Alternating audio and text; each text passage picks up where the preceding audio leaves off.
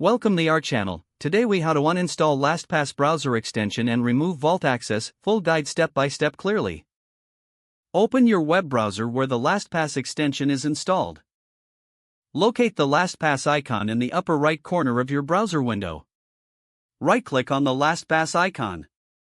From the drop-down menu, select the option that says Remove from Chrome or Remove from your browser name. A confirmation dialog will appear.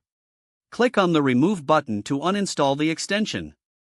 After the extension is removed, open the LastPass website. Log into your account using your credentials. Navigate to the Account Settings or Account Management section. Look for the option related to your vault or storage. Select the option to manage vault access. Remove any additional devices or browsers that have access to your vault. Confirm any prompts asking for final authorization. After completing these steps, your vault access will be revoked. Close any tabs related to LastPass for security reasons. Restart your browser to ensure all changes take effect.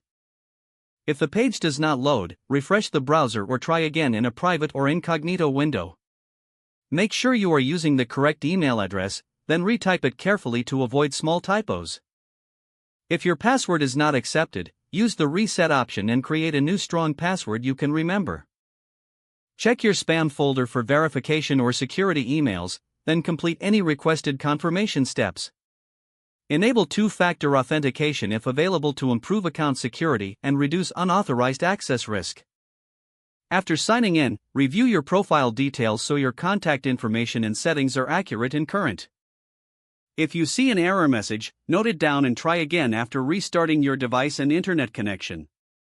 Log out when you finish, especially on shared devices, to keep your account and payment information secure.